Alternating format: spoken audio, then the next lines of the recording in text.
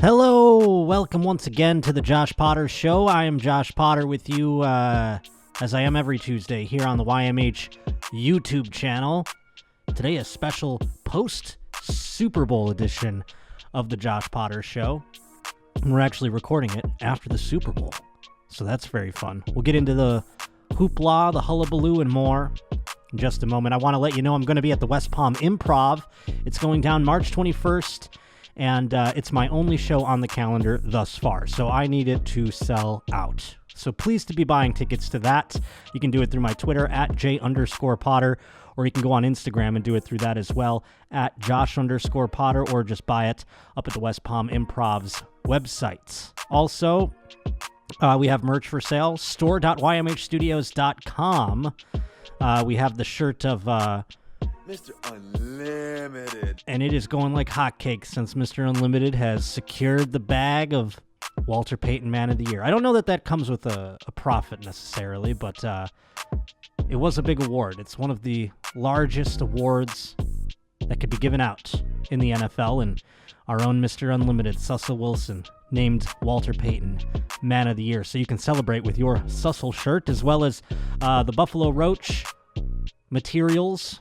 All those shirts and hats and things have been restocked, as have the Sussell shirts, so all sizes are restocked up there at store.ymhstudios.com. You can still buy, of course, Two Bears, One Sap if you didn't have a chance to watch it simultaneously with the big game that went down this past Sunday. Well, then, guess what? You can scoop it up still, watch it throughout the week. It'll be available all week long. Livestream.ymhstudios.com to purchase that if you'd like. Thank you to Griff Parker for this little instrumental here as we kick off the Nice Boy Clock. Greatly appreciate that. Griff's got some other stuff coming to us remix-wise a little bit later on. But yes, yesterday was the big game.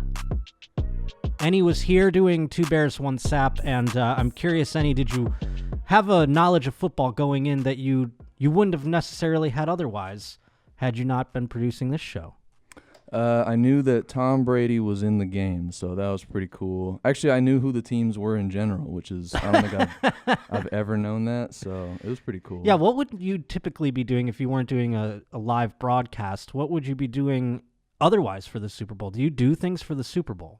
I mean, obviously if we're not talking COVID, I'd throw a party, but it would be for the sake of throwing a party. I don't really give a damn about the Super Bowl. But you would throw a party for the Super Bowl. You've done that in the past. Yeah, for sure.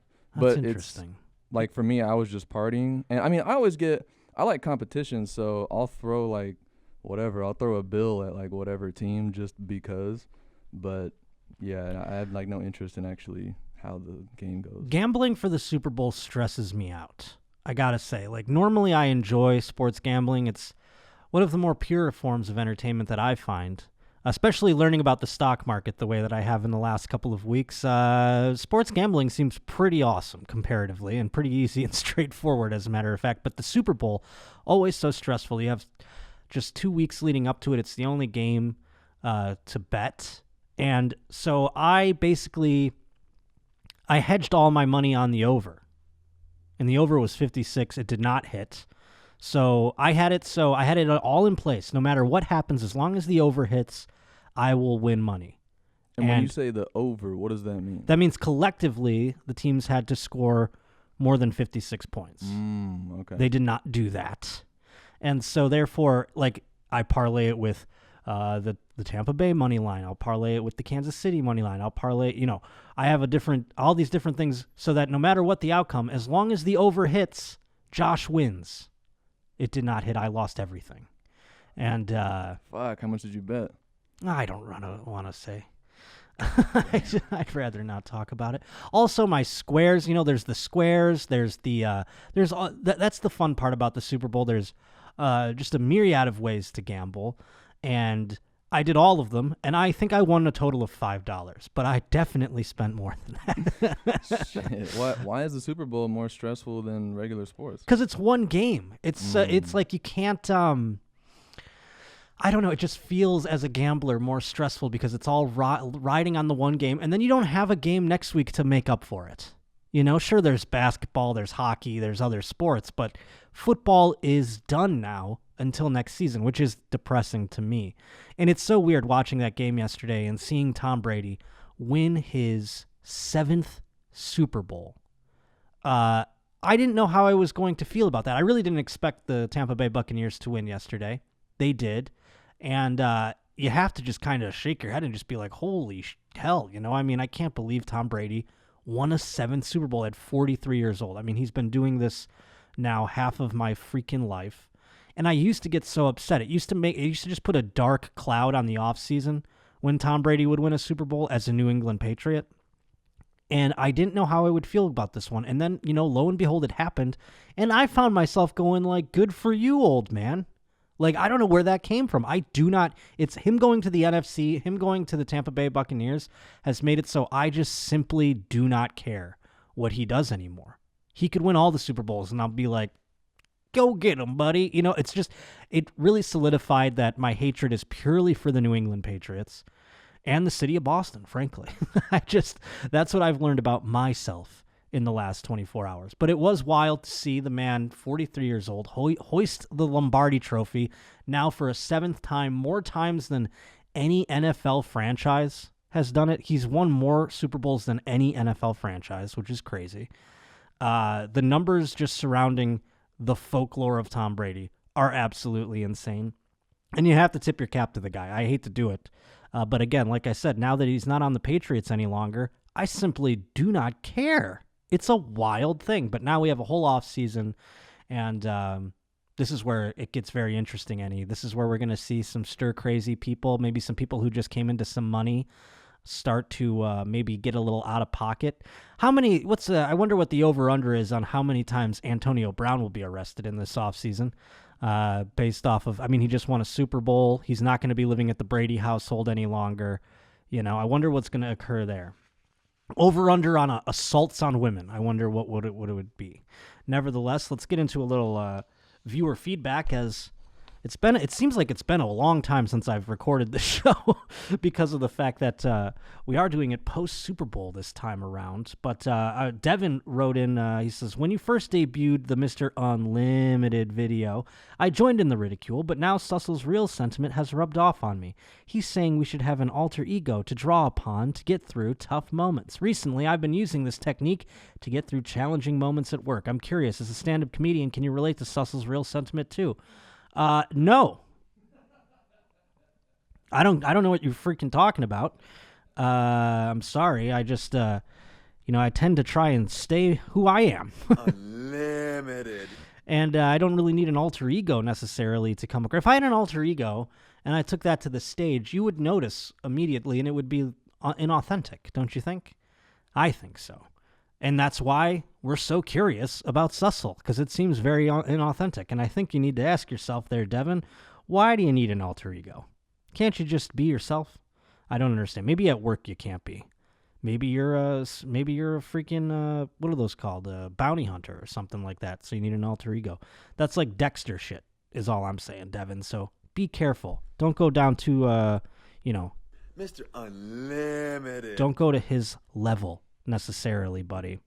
And yes, he did win Walter Payton Man of the Year, and I want to get what that is for people, because it's a very prestigious honor, as a matter of fact, the Walter Payton Man of the Year. And I don't know how many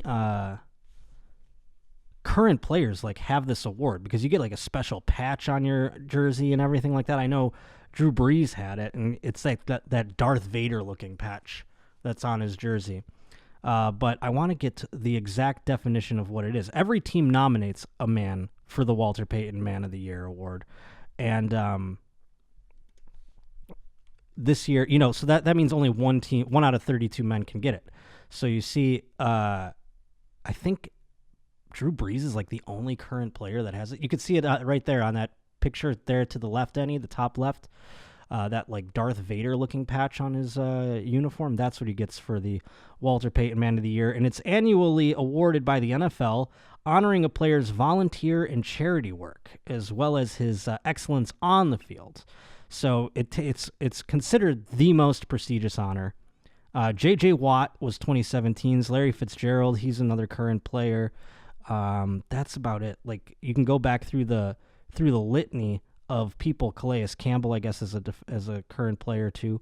But Chris Long has gotten it in the past. He's no longer there. Eli Manning just retired. Anquan Bolden before that. So, I mean, this is a long time honor, and it's been going on since, well, they went back to 1970.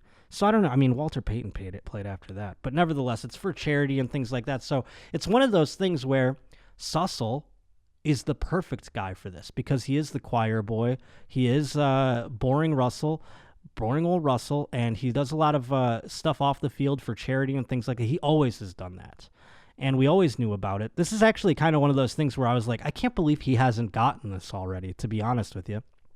But here we are. He is now Walter Payton Man of the Year, and it only stacks the deck. The house of cards has only grown now that Sussell has been named Walter Payton Man of the Year.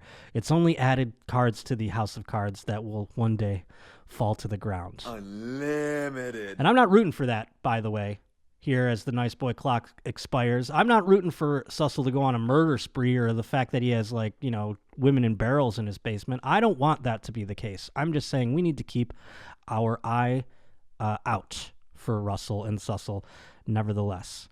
So let's take a look here real quick at the other feedback that we have. Because next week, by the way, I want to do a reporter show. You know what I mean? All the reporters out there working hard for the Josh Potter Show, send in your articles to the Josh Potter Show at ymhstudios.com.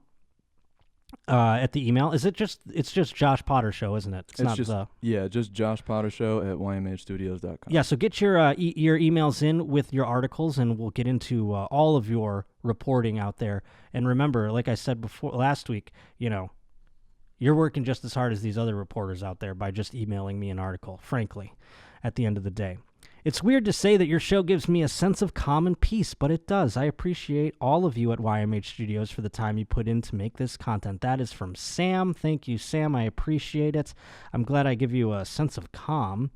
I don't know if you should talk to your therapist about that, nevertheless. Derek says, I just thought of this, and I bet it would generate a lot of money. This is good. We need some money-generating techniques here as the pandemic is limping along here to almost a 1-year mark. Derek says, what about used panty face masks? Give it a thought. Love you guys at YMH, but seriously, the panty sniffers would love this product. I believe this is a thing that's occurring. Is it not? Am I wrong? I could have swore that was already something that we were doing. I mean, they're selling used panties to be sniffed, but he's saying being used as face masks. Or are you saying that? I'm saying that we're doing that already. I haven't seen it. I thought on your mom's house recently this was a woman who said that maybe she was wiping her pussy with a mask that wrote in. Am I wrong? Actually, yeah, I guess Zola said they did talk about it on YMH. I probably wasn't there for that. So that's I wasn't either, but I did hear them discussing it. So there are women out there doing this already, but so you're not, this is what they call parallel lines of thought, you see. Who wrote that in? Derek? Parallel lines of thought. Great minds think alike, they say. So while you perhaps didn't innovate this, you came across it and stumbled upon it, and, go get that bread, dude. Start telling your wife or your girlfriend to wear the masks in her panties, and then the masks I think you could just make the masks smell like pussy, right? Right, yeah, you could just... Let's skip the middleman. Like, why make the panties the mask and draw attention there? Just make the masks smell like pussy.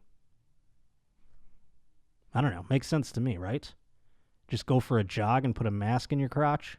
Yeah, just use it put it like a pad, you know what I mean? Just put it in the middle. Right. Yeah, so we can cut out the middleman. So that way the mask becomes the panty, Boom. As opposed to the panty becoming the mask, you see.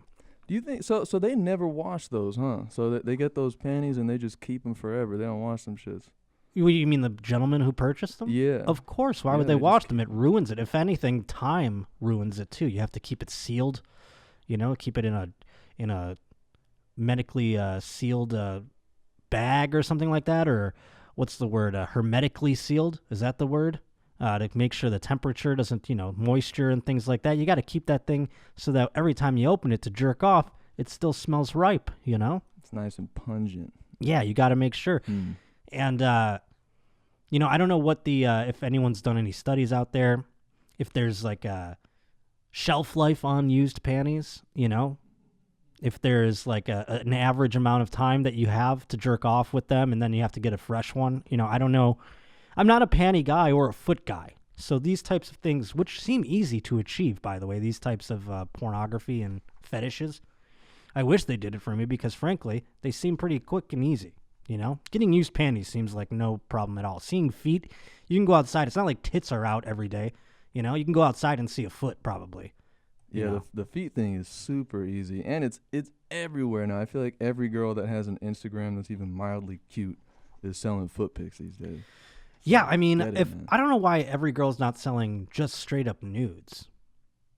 I mean, there's got to be a sense of shame behind it. Ain't no shame in seeing someone's feet, especially since you can't tie the feet to the face. It's like it's a little less to lose there, I think. Yeah, I guess so, and it's so easy. I mean, like they're out anyways, and if you wear a flip flop, if you're at the beach or something like that. If I'm one of these guys who gets off the feet, though, that's what I'm saying. Like, why am I'm just at the beach every day, just seeing basically porn in the open. That's amazing. Yeah, but it's better when it's kind of like customized for you, right? Like you could tell them what to do with their feet. Of course. If you just see the feet in the flip flop, I mean that's all right. But imagine if you were like, I want you to take that flip flop off, and I want you to suck on your own foot. You know what I mean? I don't know if they can do that. I mean, they definitely can. Okay. I know. Okay. They have sent me samples of what they sent other people, and that's a common thing. Is I want you to suck on your own foot, which is, impressive. It's impressive. Interesting. I mean, I think I could do it. I think I could suck on my own foot. Really? I just didn't think You're I that was flexible. Yeah. I mean, let me see real quick. Let me try here. Oh shit! Yeah, I could do it. Damn! All right, bro. 100%.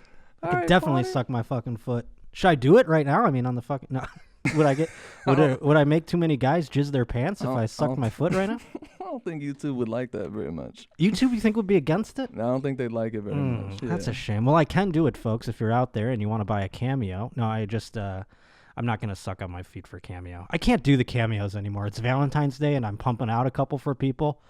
And I got to tell you, it's really zapping my soul. It's just, even if it's a joke, it's still, so I can't imagine after a while, and I've noticed this with women who've, I've consulted in terms of starting an OnlyFans. I've noticed they start out hot to trot, every week they're putting out new content, blah, blah, blah, getting that bread.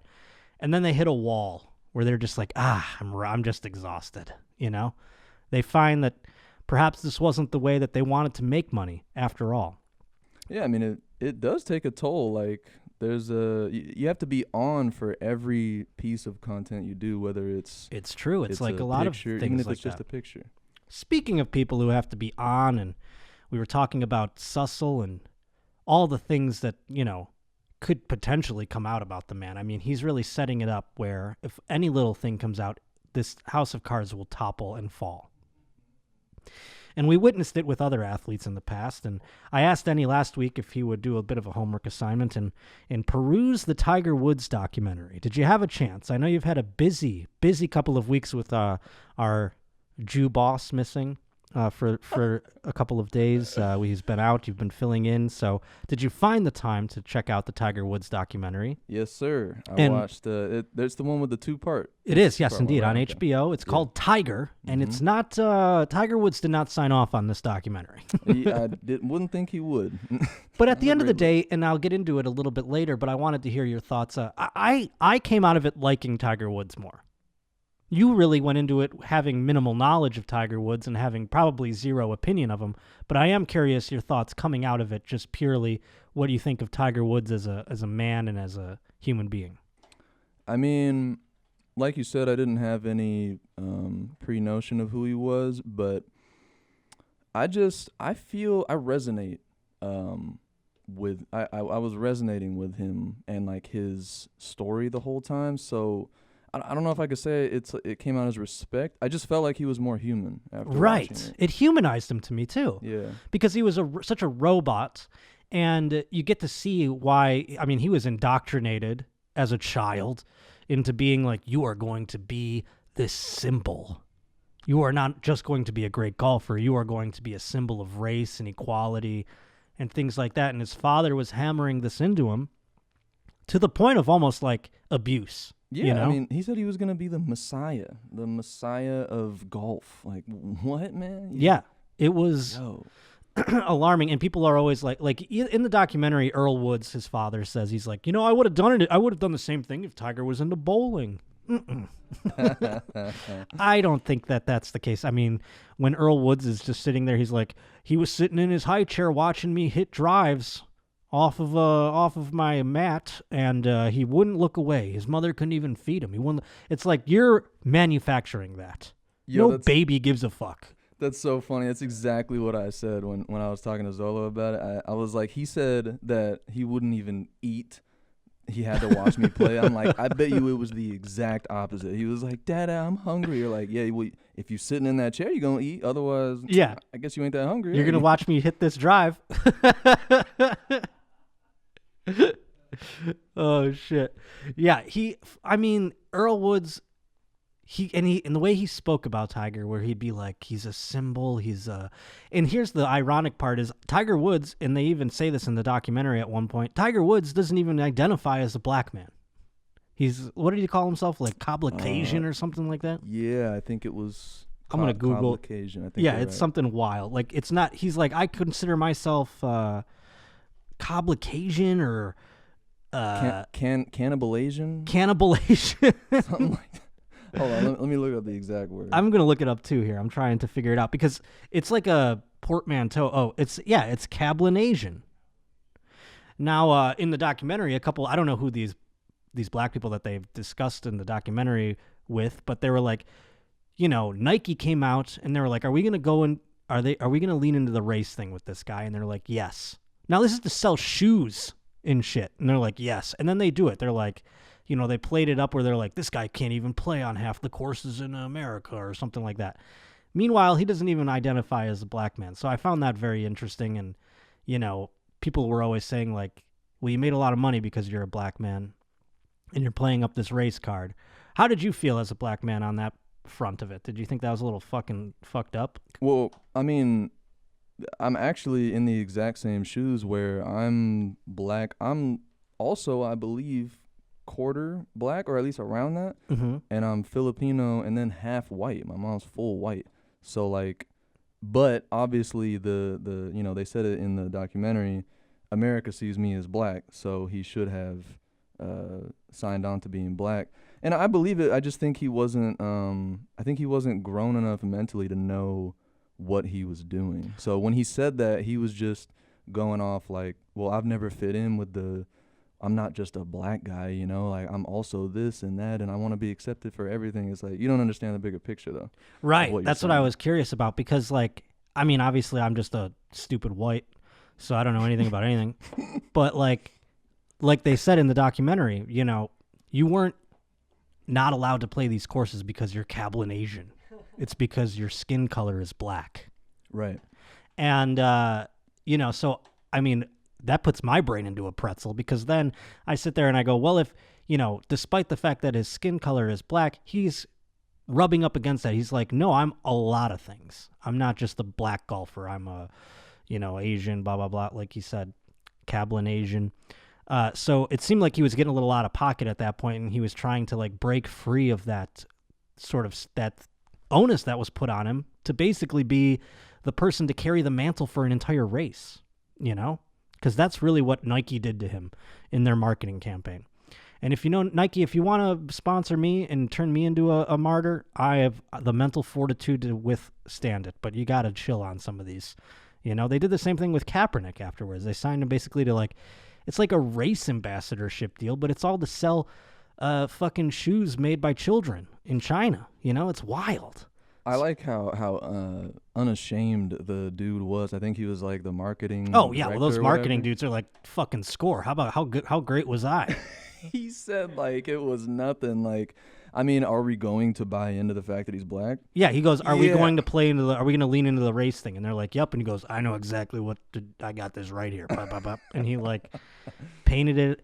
But it was all of this that kind of put, again, the onus on Tiger Woods to be this symbol of race, to be this symbol of, and you look at a guy like Colin Kaepernick who chose that route almost, like whereas Tiger had it thrust upon him, Kaepernick almost chose that.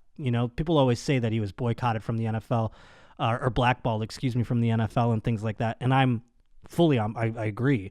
But I'm saying that he then leaned into being this symbol of race, whereas Tiger Woods just had it thrust upon him.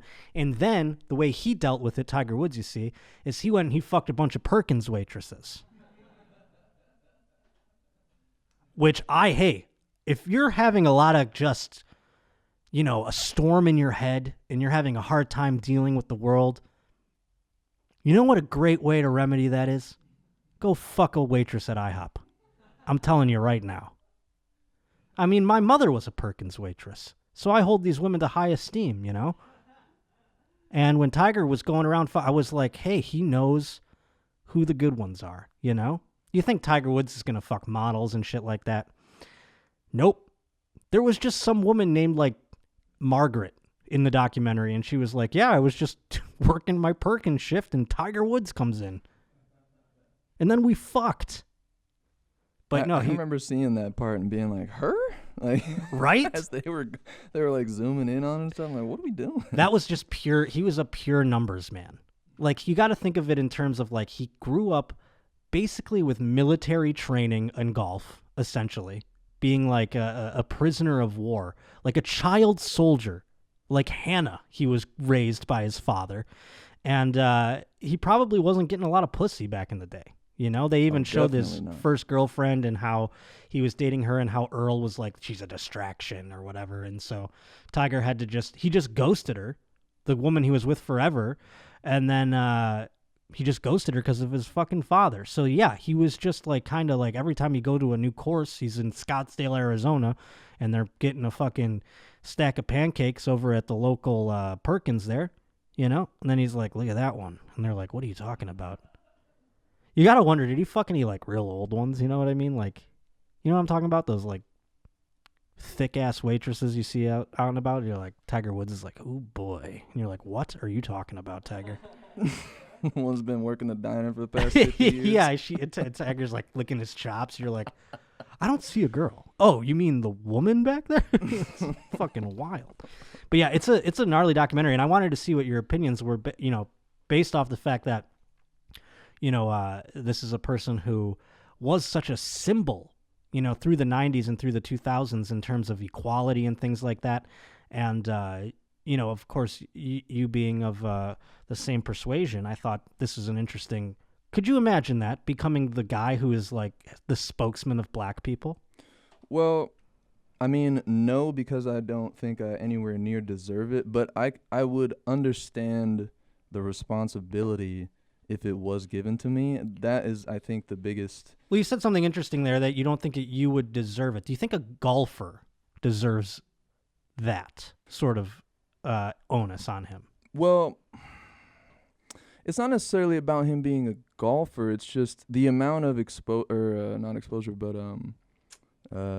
fame that he had, and with, I think, his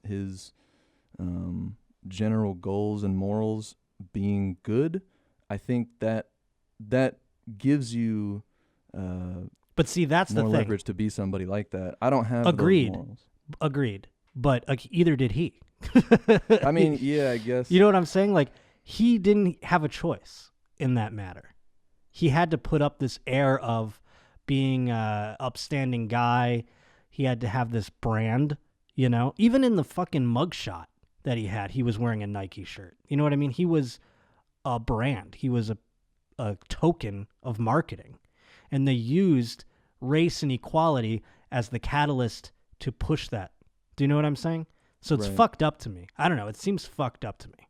Do you think it helped inequality in race and things like that? To have a golfer who is of a different, who is not white, essentially. It of course helps to see people of all races doing things that typically white people do, but do you think it really did anything? Do you think Nike's commercial really moved the message forward? I'm sure it did, at the very least in sports. I was way too young to see any actual realization of that in society, but I'm sure. I mean, it's all about representation, and I mean, if he was the best of the best of the best for as long as he was, and there's no way that it did nothing. Sure, that makes complete sense. And I know a gentleman. We're going to get into the news here. This gentleman apparently not a fan of the inner city blacks.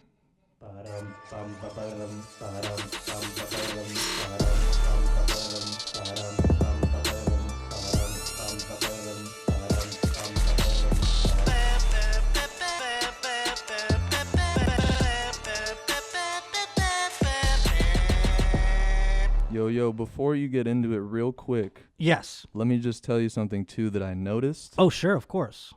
Do you notice any similarities between this, But one thing that I kept getting bothered by in the whole documentary was this motherfucker's smile. The fact that it was so, perfect and the same every time. But you could see through it, right? Of course you could see through it. You could see that it was a sad smile. Right, because it was either one or the other. Either you saw him with that smile, or you saw him looking like he just got out from a 17 beer hangover, Right. And I know what you're getting to. Okay. You're saying, does he have similarities to a certain Mr. Unlimited? And that is the whole thing. I mean, that's the whole reason we have to keep our eye out on Mr. Unlimited. You understand? Come on. Because he's going to have, he's setting himself up for a tiger-like fall, you see, the way that he's going. So, I mean, he's really stacking the deck in his favor. Good man, Mr. Unlimited, boring, Russ. I hope that he stays that way and that nothing comes out where it's because all Tiger did was his skeletons in his closet that almost ruined his life, by the way, was just that he was fucking around on his wife with some waitresses at Perkins. That was ultimately the worst thing that he did, right?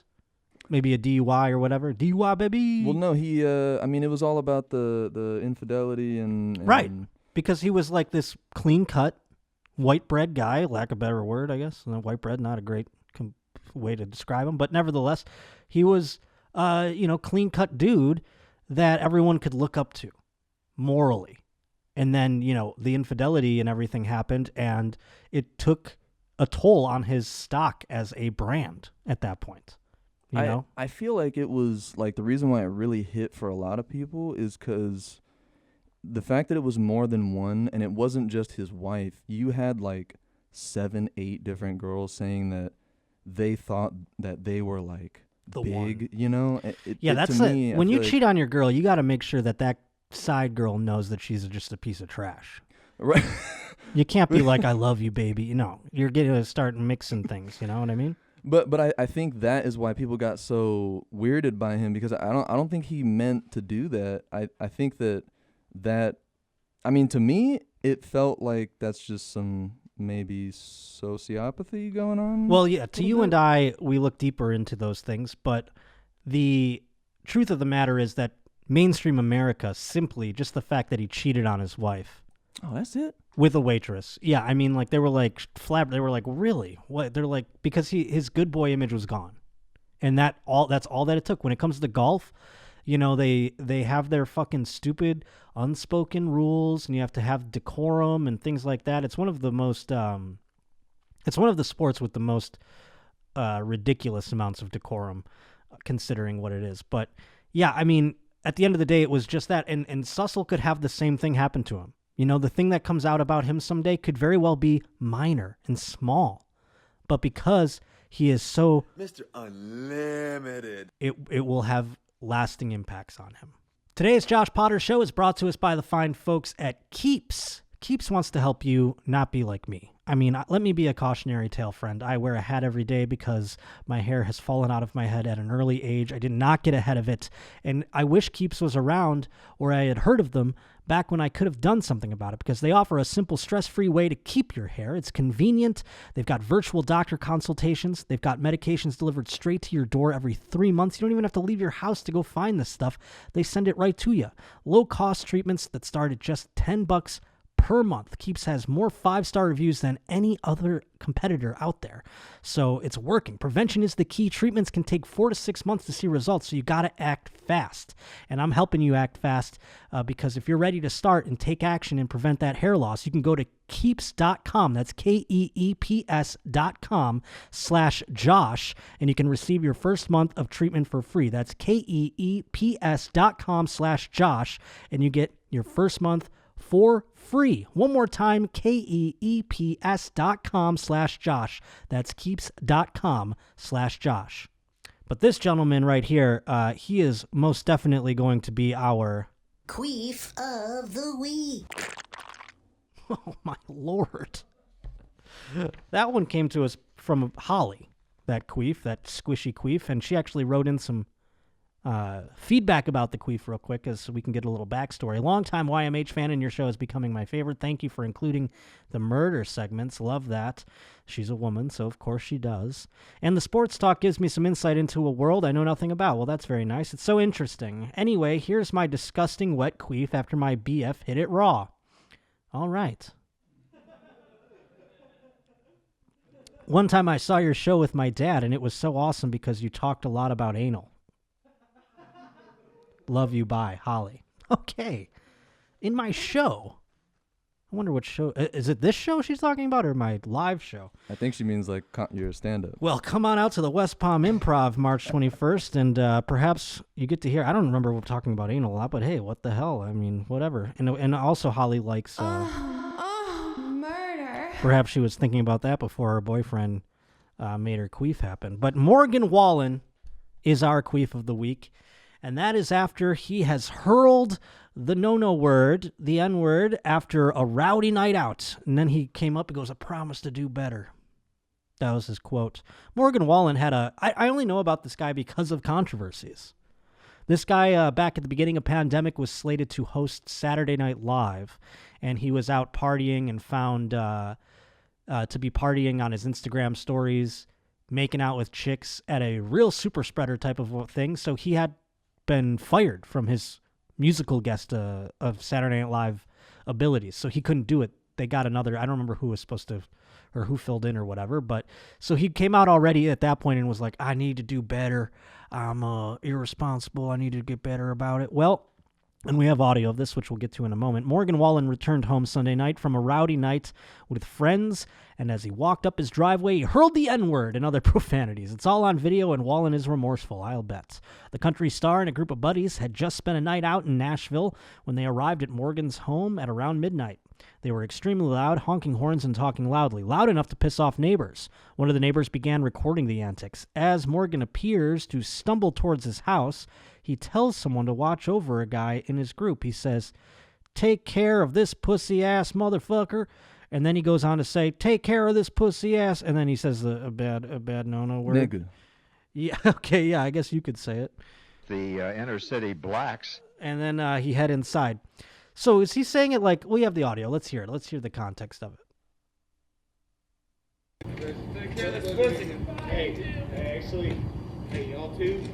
Hey, take care of this pussy ass motherfucker. Oh. Hey, Gracie, take care of this pussy ass. And he was talking about a white man? Do we know? I think he was. Yeah, so, I mean, it's clear that he just throws that word around then at that point. You know, that's like one of those contexts where you're like, oh, that wasn't your first time. Right? Yeah, I mean, the fact that he was drunk, yeah, he didn't even have to think about it. I mean, It seemed like he dropped a pretty hard R, too, eh? oh yeah, that wasn't that wasn't a friend. Yeah, no, that's what I mean. I thought he was saying it like his drunk buddy. He was like, you know, making, like, kind of ribbing him, calling him a pussy or whatever, but I mean, he could have been, but I mean, he really laid into that R, though, at the end. Yeah. Choice words. It's unclear exactly where Morgan went, but we do know he made at least one stop at Luke Bryan's restaurant. Oh, yeah, throw Luke Bryan under the bus. Having racists at your restaurant, Luke Bryan. This is just the latest incident with Morgan Wallen. You'll recall days before he was slated to appear on SNL. Video surfaced of him partying in a bar without a mask and interacting and kissing several women.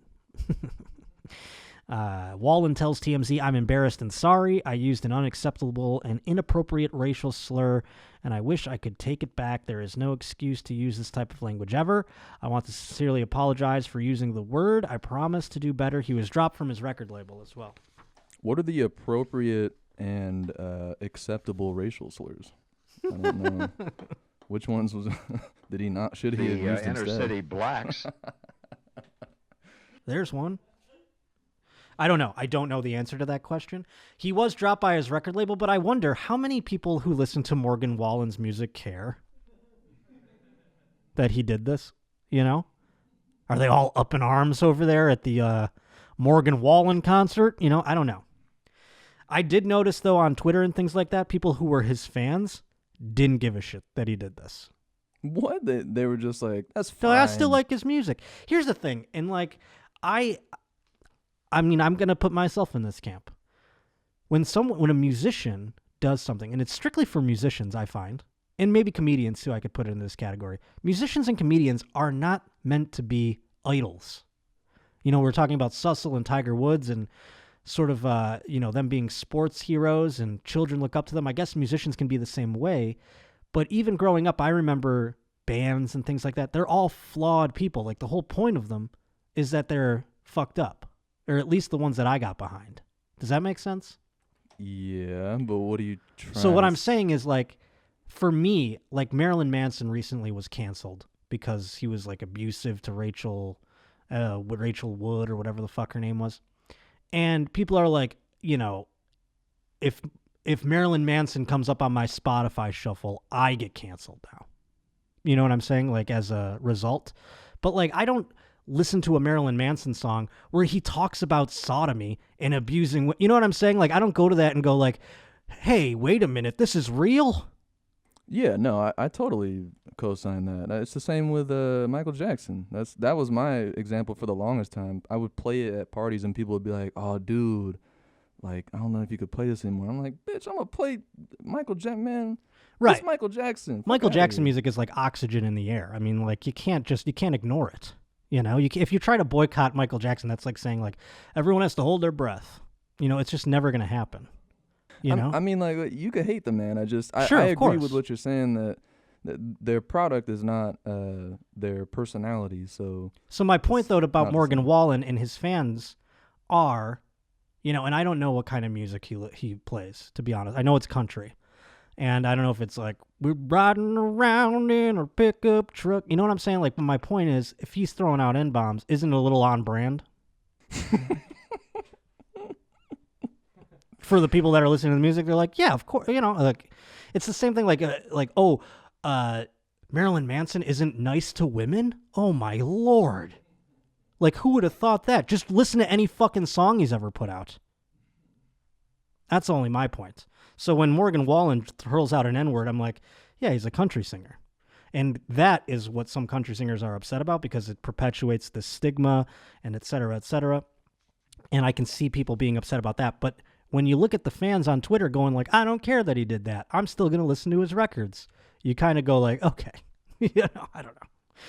I just feel like there's a difference, though, in doing that. Like, I still listened to Michael Jackson, but was I going to make a statement about it? Like, I don't care what he did. I'm Right. still going to listen to it. That's very different. You know? Very different. You're totally right. So I feel like they're saying more than what they're saying. Yes. People who say that. No, of course. And when you're outward about it, like, I mean, like, I was not outspoken about Marilyn Manson, but I did bring it up because of the fact that it is just in my realm of music. Do you know what I mean? Like, Yeah. It was an artist I grew up with, have the albums, everything like that. Am I going to stop listening to Marilyn Manson now? Probably not. Do you know what I mean? Like, it's still going to come up in my thing, and I'm going to be like, yeah, he's a piece of shit. But that's why I listen. You know what I'm saying? Like, that's part of the art to me, Yeah, is man. that he's a piece of shit. So I don't understand that. R. Kelly. It is R. what it Kelly, is. yeah, someone was like, I still play Bump and Grind at the fucking barbecue, and no one says a word. Step in the name of love. Come on. What did R. Kelly really do that's bad? No, I'm just kidding. Anyhow, something else in the news, and I find this encouraging as a smoker in the United States. Cigarette sales stopped declining for the first time in decades here in 2020. People citing the pandemic, perhaps, but cigarette sales in the U.S., which have been dropping for years, were flat in 2020 compared to previous years. The COVID-19 pandemic drove some to start smoking more often or to switch back to cigarettes from e-cigarettes or other alternatives, the outlet reported. COVID-19 has created a drastic change in daily life, including increased stress and anxiety that may contribute to a smaller than expected reduction in cigarette sales, an FDA spokeswoman told the outlet. But she noted, citing a myriad of health risks smoking poses, there has never been a better time to try and quit. I would venture to say this is the time to start.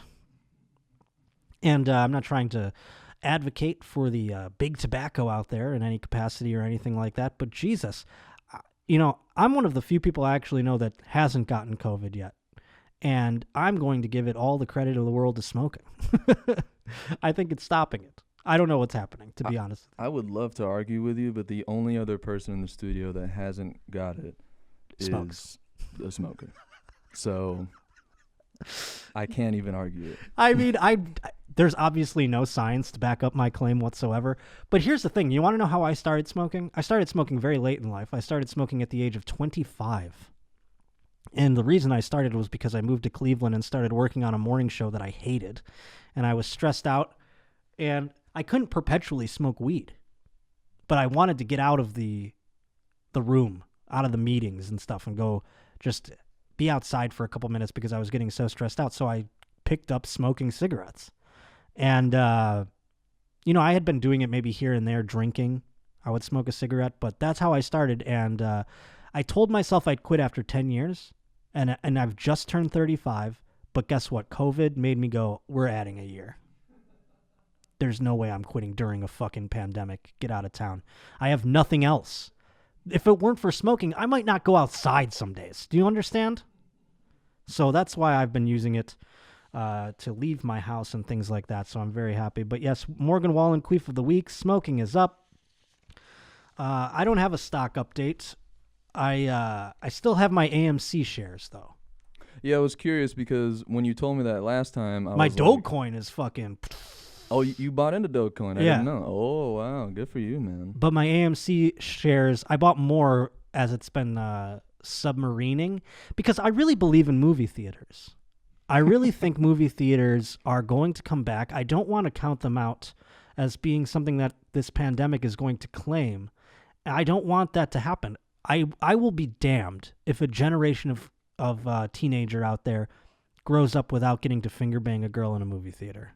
I will be fucking dead. I will, over my fucking dead body. All right? I mean, if you haven't fucked in a movie theater, I mean, you better hope the pandemic turns around, turns a corner so that you can get to getting, because that will be something that you miss out on for your rest of your life. I've been fantasizing about my one time fucking in a movie theater during this whole thing.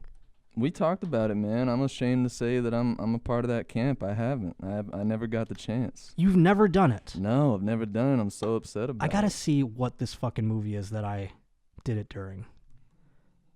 It's like Forgotten Phoenix or something. It's a found footage movie.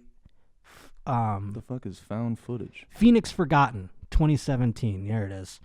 Found footage is like the Blair Witch Project or something. It's like fake, where they pretend like, oh, this is a VHS tape we found buried in the desert, and we watched it, and it was this group of children who came across an alien or something like. You know what I'm saying? Like found footage is that kind of shit. I get you. That's like Cloverfield, right? Is that very much like Cloverfield? Okay. Yes. So this is Phoenix Forgotten.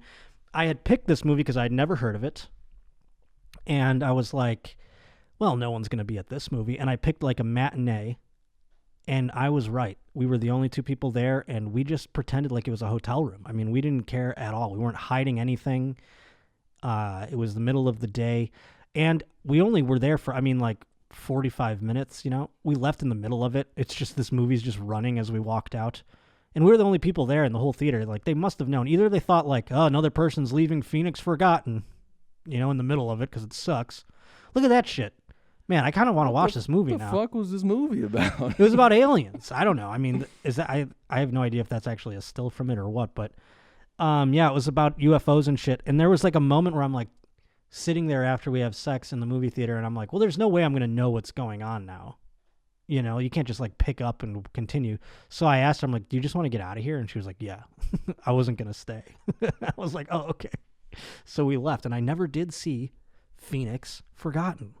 But like I said, I'll be damned if this generation grows up without getting to fuck in movie theaters. I will be fucking... And Enny, you got to get to doing it, too. That's the first thing you got to do once this pandemic releases. Yeah, I have investments in AMC as well, and it's for that reason I believe that I will get the chance. And, yeah, I that's why I'm holding theater. the line, is for the future teenagers out there who must understand how awesome fucking in a movie theater is. I heard it's going to be either Amazon or Netflix that buys them all out anyway, so it'll just be like Netflix and chill, but outside. Or inside a movie theater. Yeah, Netflix and chill in public. Yes, in public. Mm-hmm. That is what's up. Well, let's get to the sports as the Super Bowl has been played, and now we can move forward with our lives. There's no football, so I'm sure you'll all be very happy. Inner city blacks. Idiot woman! Idiot woman! Yep. That one's long. That was a great sports remix, by Jobin, who put that one together. So thank you very much, buddy. And in the sports world, now is the time for those who don't know, because you think, well, the Super Bowl is done, Enny, right? So you think, oh, football's over. We're not going to talk about football anymore. But this is the time where shit gets awesome. This is where people are getting arrested. This is where trades are happening. People are finding out their coaches and teammates who battled with them all season, maybe not necessarily their friends after all. It's a wonderful time of the year. So this is like a summer vacation for football players? Is that basically what it's like? Exactly. A lot of them go back to their hometown. Some of them come out here to LA. Some of them go wherever they'd like. And they start acting a fool. Some of them, though, their futures are up in the air. And recently we had a blockbuster trade occur, which involved the LA Rams and the Detroit Lions sending Matthew Stafford to the LA Rams in exchange for Jared Goff and a myriad of draft picks. But Jared Goff and Sean McVay, who were very recently in the Super Bowl a couple seasons ago, together, seemed like a team, a duo, that would be together for a long time. Sean McVay is my age. He's like 3 months younger than me, which kind of fucks with my head because he's so successful and rich, and his fucking girlfriend is a smoke show, Veronica Cronin. Pleased to be pulling up her Instagram as we discuss this topic. Veronica Cronin is her name. Cronin is with a K. Khro, something of that nature. Yes, there they are. So Sean McVay is literally my age. And he's been in the NFL as a head coach now for a few seasons. I think he was the youngest head coach ever at the age of 32. And so there they are. There's the happy couple. That's the girl he gets to go home to despite losing in a playoff game. That's why, people are always shit. They're like, Sean McVay, at the end of the day, he wins no matter what. He's, again, here in LA, living a fucking amazing lifestyle, and he gets to fuck that girl. So good for him.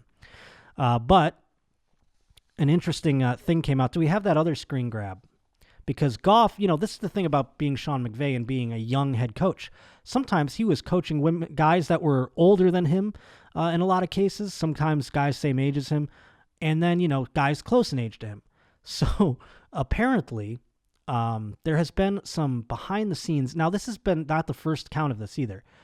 Sean McVay's girlfriend, Veronica Cronin, has been the subject of some masturbatory fantasies for not only you and I out there, but perhaps some players on the team. And it was a leaked text message from a group text from Jared Goff discussing Sean McVay's girlfriend. And he says, apparently, I would pipe Sean's girlfriend. And apparently this ruffled Sean McVay's feathers poorly. I don't understand. That's like saying... I drink water. You know what I mean? I don't know. That's like, who wouldn't fuck Sean McVay's girlfriend? If I'm Sean McVay, it's not a statement that I'd be jealous or angry about. That's like saying the sky is blue. I think it's the way that he said it, though. If he really said, I would pipe Sean's girlfriend, I don't know. That's a statement. That's a little different. Well, Jared has his own girlfriend that he has to worry about now that leaked out, unfortunately. He's not doing so bad himself, Jared Goff, by the way.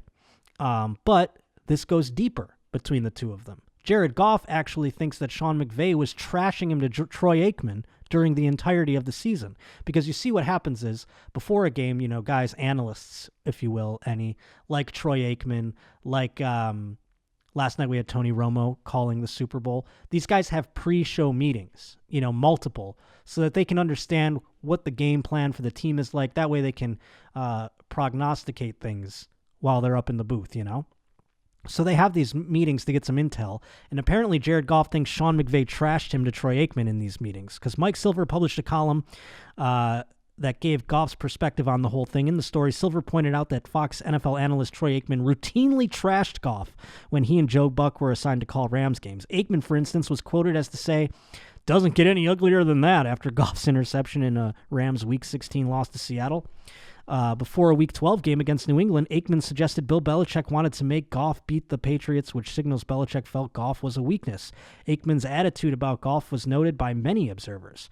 Silver intimates that Goff felt Aikman's negative view of Goff was due to comments Sean McVay made in private productions meetings with Buck and Aikman. Here's what Silver wrote.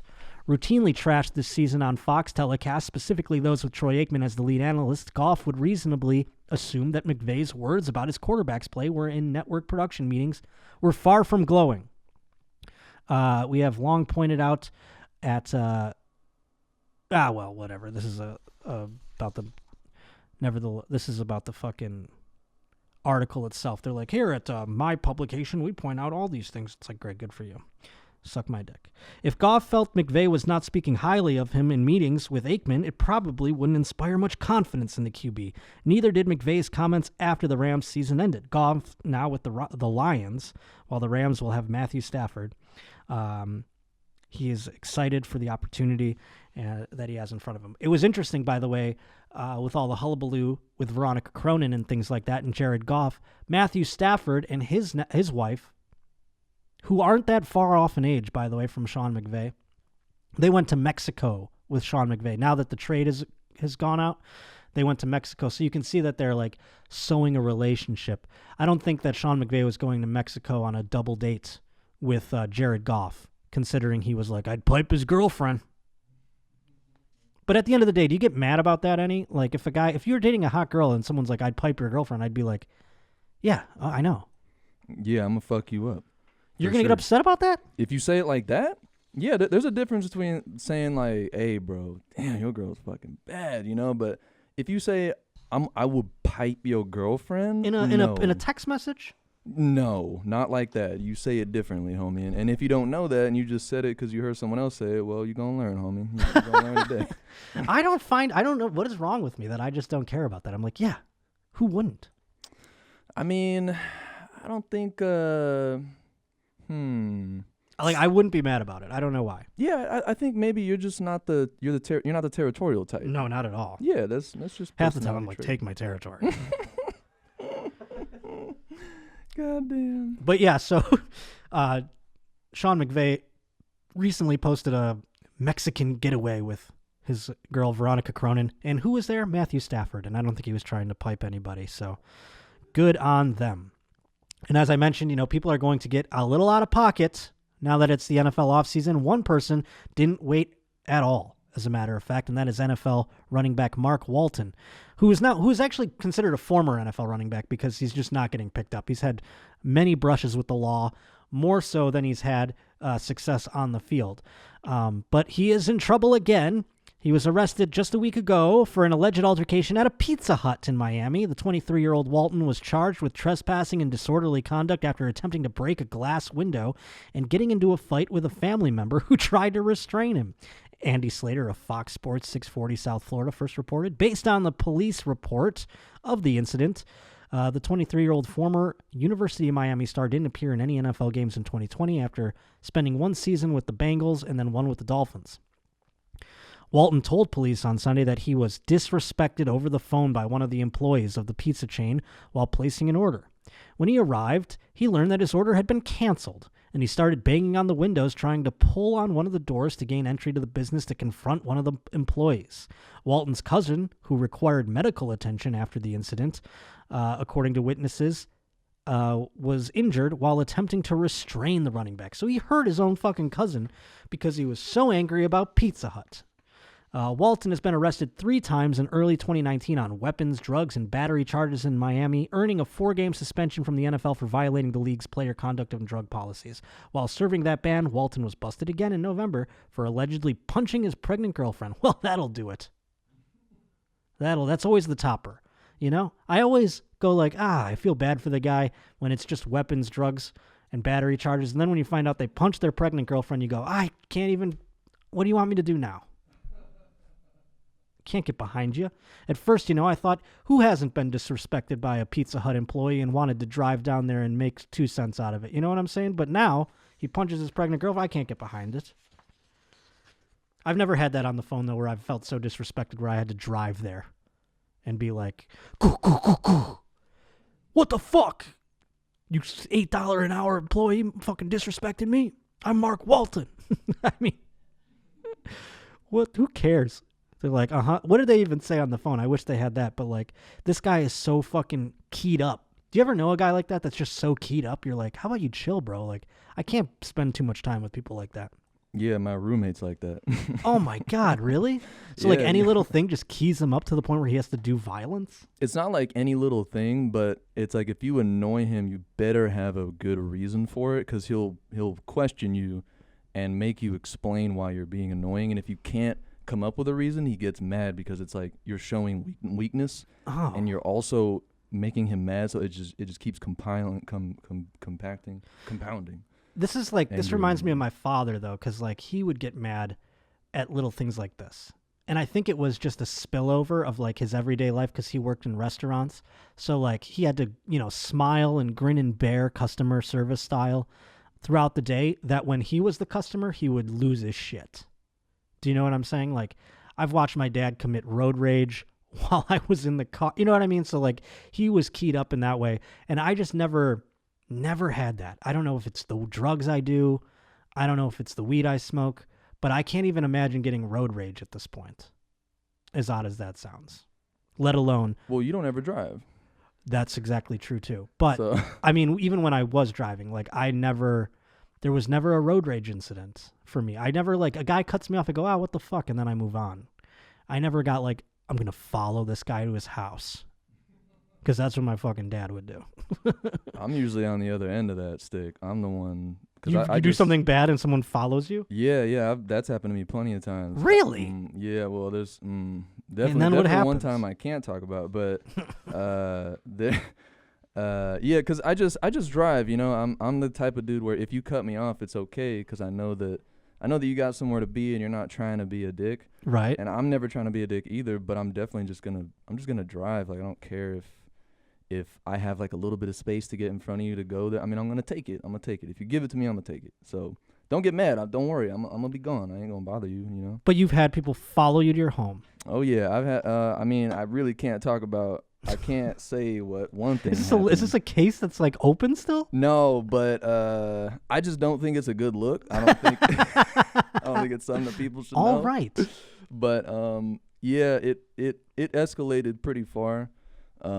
One time, because I cut a dude off, and I did the thing where, like, oh man, I don't think he would find me. You know what? I ain't gonna do this. Never mind. All right. Never mind. I'll make it better for you. I remember one Christmas, we were going Christmas shopping at the mall, and my father, like, most people when they go to the mall during the heavy Christmas season, was trying to find a parking spot.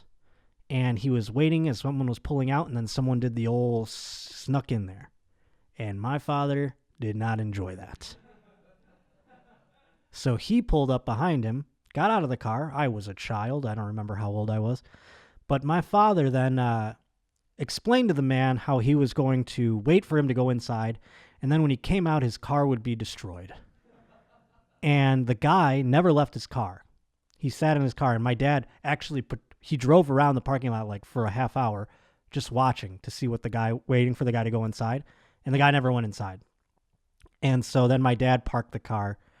We went inside. We came out, and my dad went back to check to see if the guy was still there. He was. And he goes, yeah, you're going to sit there all day, aren't you? And the guy saw my dad again maybe 2 hours later and was like, oh, my God, why didn't this guy just go home? I don't know. Maybe he had someone in the mall and he was waiting for them. I do not know, but he sat in that fucking car the entire time. And my dad got such joy out of that the man was like so frightened. I remember we're walking through the mall and he's like, I bet you that guy's going to still be in his car when we go outside, and he'll like laugh to himself about it. It was pretty bizarre. And then another occasion, my father spent another couple of hours following a man around. Do not remember what this man did to my father in terms of road action, but followed this guy around for 2 hours until we were outside of his home. And then my dad got out of the car and they had a shouting match, and then we just went home. I'm like, what the fuck was that? You know what I mean? Like, I look back on these incidents, I go, what did you get out of that? You know, you didn't even get to punch the guy in the fucking head. You just got to yell at him after wasting gas, essentially. It never made any sense to me. So maybe that's why I don't do it. I think that's really, I think both of these tie together. The fact that you wouldn't mark your territory like with a girl. Yeah. And the fact that you wouldn't get out your car and like rage at someone. I feel like a lot of dudes. The outside world doesn't affect me as much as it should, I don't think. Yeah. Or as it affects others. I don't know about should. I think some dudes just get a sense of like, I don't know if it's masculinity or what, but it's like this an adrenaline rush, you know, when you get out and you're like, I'm gonna say what I have to say and you're gonna hear it, you know. There's something about it that I don't know, just I've had that where I've stepped out and confronted people about things, and I've never felt good after it, even if I was in the right. Like I don't like the way that adrenaline rush feels. Does it feel scary to you? Like, does it turn into fear? It doesn't turn into fear. It turns into just feeling gross. Really? Like, it's just a gross feeling. Like, I don't like feeling that way. I don't like having that peaked adrenaline where I'm angry. I mean, I think that's pretty mature. I think we're just stupid boys. Yeah, but also it's like I also do not stand up for myself in certain capacities and just kind of let people, take me down to Chinatown a lot of times. But, whatever. I mean, it's a balance, right? So you got to find, your inner Unlimited. Real quick before we get out of here, I'll read a couple more feedback things. You can send your feedback to Josh Potter Show at ymhstudios.com. Please to be sending articles there as well, as I want to gather some and do a nice reporter episode, get all the roving reporters out there on the streets to submit some stories. But right here we have Love the Show. Recently tried watching the new Night Stalker show on Netflix, but couldn't get through a single episode without hearing the murder drop every time someone was murdered. Murder. Well, I mean, you couldn't get through because you were too busy jerking off? When you hear that? Is that the problem? You idiot woman! Idiot woman! Also, Hunter, final little piece of feedback here. Apparently there's a photo that goes along with this. It says, hey, Josh, my company is opening an office in your hometown, which is causing me to interact with your people for the first time. If they don't know about your show, I'm making sure that they do. What did he write? He has an email that he sent, it looks like, to a client. It says, Hunter, thank you for a great discussion today. It was truly a great start to my weekend. Talks about some scheduling.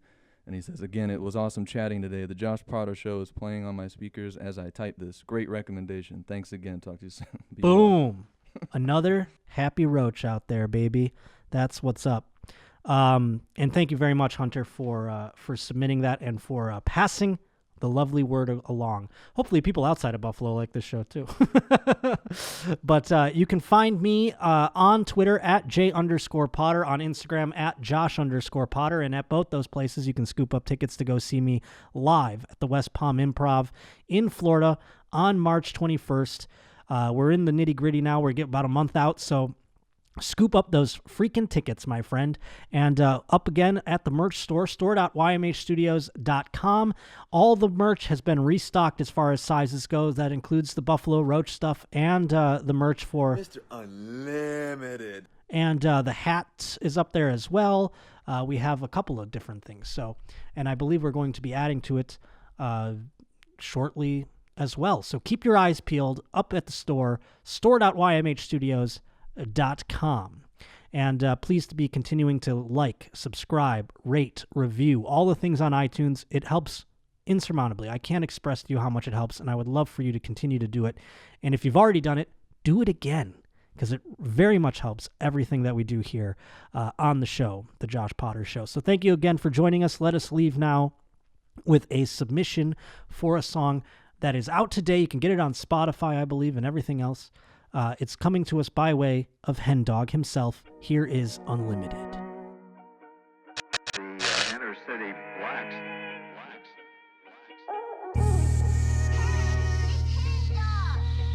Queef of the week. Who touched you in your no-no place? Unlimited. How much kitty porn do you have, Russell? Unlimited. It's Mr. Unlimited. It's Mr. Unlimited. Dumb. Every day, something else comes out, and it's Unlimited. unlimited sus. Dumb.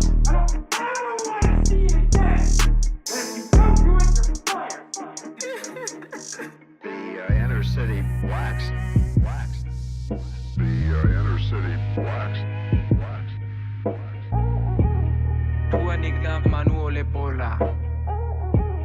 Swat nigga Manuelo Lapola. Who touched you in your no-no place? Unlimited. How much kitty porn do you have, Russell? Unlimited. It's Mr. Unlimited. It's Mr. Unlimited. It's Mr. Unlimited. Dumb. How many children are locked in their basement? Unlimited. How many women are creeped out by Russell? Unlimited. How many bodies do you have? Sussell? Unlimited. Dumb. Here's a 1-1 pitch to Ruggiano. Who touched you in your no-no place? Unlimited. How much kitty porn do you have, Russell? Unlimited. It's Mr. Unlimited. It's Mr. Unlimited. Dumb.